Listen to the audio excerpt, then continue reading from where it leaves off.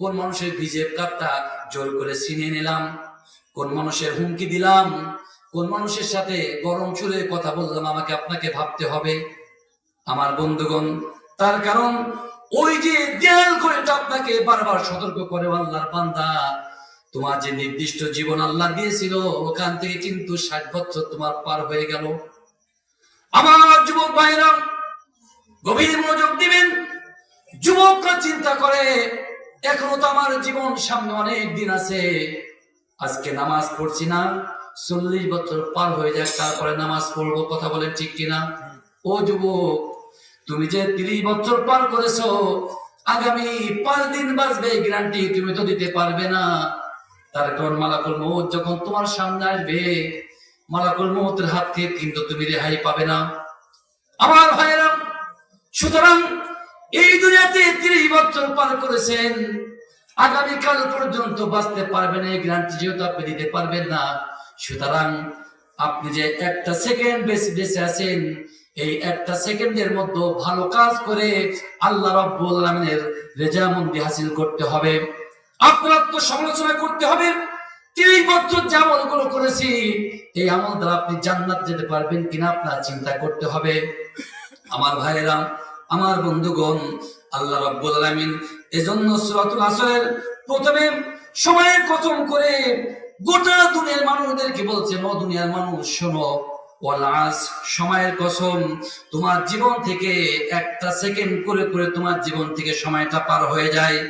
আমার ভাইয়েরা, আমার বন্ধুগণ, আমার মনে পড়ে যায় ইমাম ফখরুদ্দীন রাজি রাহমাতুল্লাহ আলাইহি বলেন, উনি লিখেছেন একজন বুজুর্গ ব্যক্তি সূরাতুল আসর সম্পর্কে বুঝতে পারছিলেন না, সূরাতুল আসরের তাফসীরটা বুঝতে পারছিলেন না। গভীর মনোযোগ দিবেন। ওই আল্লাহর ওলি মানুষ বাজারে চলে গেল, বাজারে যাওয়ার পরে দেখলো বাজারের এক কোণে একজন আইসক্রিম বিক্রেতা, বরফ বিক্রেতা, উনি বরফের কৌটাটা নিয়ে চিৎকার মেরে মেরে বলে, ও আমার ভাইরা, ও বাজারের লোকেরা, এমন একজন ব্যক্তির প্রতি দয়া করো যে ব্যক্তির মূলধনটা গলে যায়। ভাই বোঝা যায়, কথা বোঝা যায়? আইসক্রিম বিক্রেতা চিৎকার মেরে বলে, এমন একজন ব্যক্তির পরে তোমরা রহমদিল হয়ে যাও যার মূলধনটা গলে যায়। আমার ভাইয়েরা, এই বুজুর্গ ব্যক্তি ওই লোকের কথাটা বুঝতে পারছিলেন না, নিকটবর্তী হওয়ার পরে বলল, ভাই মূলধন কি আবার গলে যায় নাকি? তোমার মূলধন কি? আমার বন্ধুগণ, ওই আইসক্রিম বিক্রেতা বলল, ভাই আমার যে অর্থ ছিল, আমার যে সম্পদ ছিল, এই অর্থ দিয়ে আমি আইসক্রিম ক্রয় করেছি, আইসক্রিম ক্রয় করে আমি আইসক্রিম বা বরফের ব্যবসা করি, যত সময় পার হয়ে যায় আমার আইসক্রিম তত গলে গলে পানি হয়ে যায়। আমার আইসক্রিম যদি পানি হয়ে যায়, পানি কিন্তু কেউ কিনবে না, এজন্য পানি হওয়ার পূর্বে যদি তোমরা কিনে নাও আমার মূলধনটা বেঁচে যাবে। আমার ভাইয়েরা, আমার বন্ধুগণ, ওই বুজুর্গ বলল, আইসক্রিম বিক্রেতার কাছ থেকে কথা শোনার পরে আমি সূরাতুল আসরের তাফসীরটা বুঝতে পারলাম।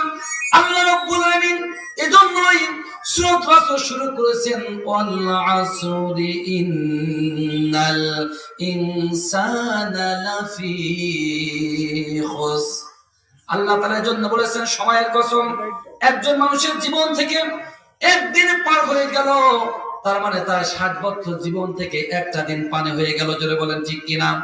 এই একটা দিনে যদি নামাজ পড়ে আল্লাহর পথে থেকে, কোরআনের আন্দোলনের থেকে, ইসলাম আন্দোলনের পথে থেকে যদি আপনি কাটাতে পারেন, এই দিনটা কিন্তু আপনার পানি হলো না। আর আপনি যদি নামাজ না পড়েন, ইসলামী আন্দোলন না করেন, বাতিলের সাথে যদি আতাত করে চলেন, আল্লাহর কসম, আল্লাহর কোরআন সাক্ষী, ওই বরফ যেমন পানি হয়ে যায়, আপনার জীবন থেকে এই দিনটা পানি হয়ে যায়। সুবহানাল্লাহ। আমার ভাইরা, সুতরাং আপনার জীবনের কাঁটা থেমে যাওয়ার পূর্বে আপনার জীবনটা থাকতে থাকতে আপনার আল্লাহর নিকটবর্তী হওয়া লাগবে। যদি বলেছে কিনা? তার কারণ ঘড়ি যখন ভাঙাচুরো হয়ে যায়, যখন আর চলে না, কেউ কেউ ঘড়ি যত্ন করে, টিক টিকি টিক টিকি যে ঘড়িটা বাজে